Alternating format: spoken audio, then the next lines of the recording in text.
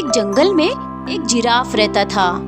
उसका स्वभाव बहुत अच्छा था और वह बहुत भोला था। जंगल के सभी जानवरों से वह बहुत प्रेम से रहता था। वह हमेशा दूसरे जानवरों की मदद करता। जंगल के कुछ जानवर उसके भोला होने का बहुत फायदा उठाते और उससे अपना काम निकलवाते। अरे बिल्ले देख, वो भोलू राम जिराफ आ रहा है, चल उससे थोड़ा अपना काम निकलवाते हैं। अरे जिराफ भाई, कहाँ जा रहे हो? अपनी लंबी गर्दन से ऊपर से थोड़े फल और पत्ते तो उतार दे। ठीक है भैंसे भैये, उतार देता हूँ। इस तरह से जिराफ दूसरे जानवरों को कभी काम के लिए मना नहीं करता। जंगल के बहुत से जानवर उसके भोलेपन के बहुत मजे लेते थे। एक लोमड़ी जिराफ को देखकर सोचती है, अरे यह तो वही बेवकूफ जिराफ है, आज तो चलने में बड़ा आलस आ रहा है। मैं तो आज इस जिराफ को बेवकूफ बनाऊंगी और आराम से इसकी पीठ पर बैठकर घर जाऊंगी। अरे जिराफ भैया, अगर आप घर जा रहे हो तो प्लीज मुझे भी ले चलो।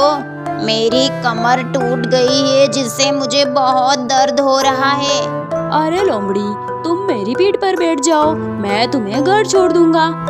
इस तरह से चालाक लोमड़ी जिराफ की पीठ पर बैठ जाती है और बेचारा जिराफ उसे पूरे रास्ते घर छोड़ने चला जाता है। रास्ते में जिराफ के बचपन का दोस्त ऊंट यह सब देख रहा होता है। ऊंट अगले दिन जिराफ से कहता है, अरे ओ जीरू, मैंने तुमसे कितनी बार कहा है कि तुम इन जानवरों की बातों में मत आया करो। ये सब जानवर झूठ बोलकर तेरा फायदा उठाते हैं। वो लोमड़ तो एक नंबर की झूठी है। अरे कोई बात नहीं ऊँटू, उस बेचारी की कमर दर्द कर रही थी। हे भगवान, मैं इसको कैसे समझाऊं? अरे नहीं ऊँटू, हमें हमेशा दूसरों की मदद करनी चाहिए। अरे हाँ, लेकिन सभी की मदद नहीं, तू सिर्फ उन्हीं की मदद करा कर जो अच्छे दिल के होते हैं, ऐसे धोखेबाजों की नहीं। ये सब तेरे को बेवकूफ बनाते हैं। इस तरह से ऊँट के इतना समझाने पर भी जिराफ को कुछ भी समझ नहीं आता है। उस पर तो बस अच्छाई का भूत चढ़ा हुआ था।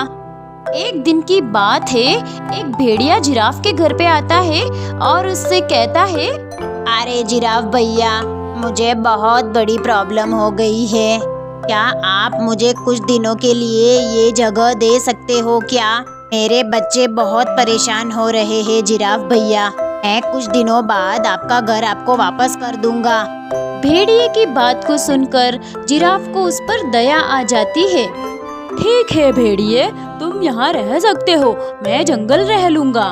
भेड़िया खुश होकर अपने बच्चों को लेने चला जाता है और जिराफ भी जंगल चला जाता है। जिराफ पूरे दिन जंगल में घास चरता है और जब शाम होती है तो वह मन में सोचता है, अब तो मुझे कुछ दिन जंगल में ही रहना पड़ेगा। तभी वहाँ पर उसका दोस्त ऊँट आ जाता है और उससे कहता है, अरे जीरू, तू तो यहीं मिल गया, चल साथ में ही घर चले जाते हैं। जिराफ ऊँट को सारी बात बताता है कि वह कुछ दिनों के लिए जंगल में ही रहेगा।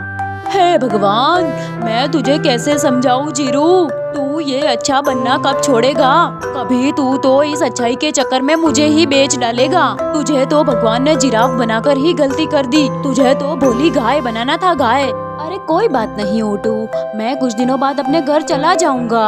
उसके बाद ऊँट कुछ दिनों के लिए जिराफ को अपने घर पर रहने के लिए कह देता है। जिराफ कुछ दिनों तक ऊँट के घर पर ही रहता है और वे दोनों साथ मिलकर जंगल जाते हैं, घास चरते हैं और फिर वापस घर आकर आराम से रहते हैं। कुछ दिनों के बाद जिराफ अपने घर जाता है और भेड़िए से पूछता है, अरे भेड़िए, तूने अभी तक अपना नया घर नहीं बनाया, अब तो तुझे यहाँ से जाना पड़ेगा। मैं कितने दिन ऊँट के घर पर रहूंगा?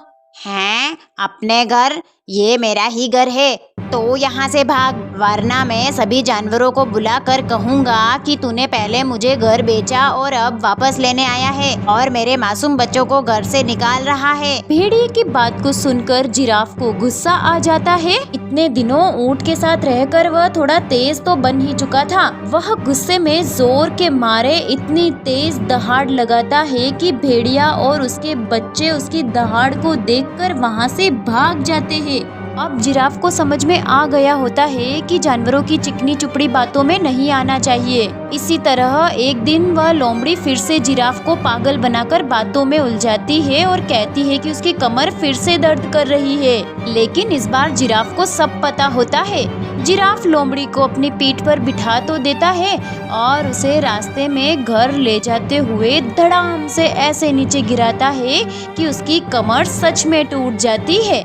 वह दर्द के मारे चिल्ला उठती है, हाय राम मेरी कमर। यह सब देखकर जिराफ का दोस्त ऊंट मन ही मन खुश हो जाता है और कहता है, अरे वाह, मेरा दोस्त भोलू राम से तेजू राम बन गया है।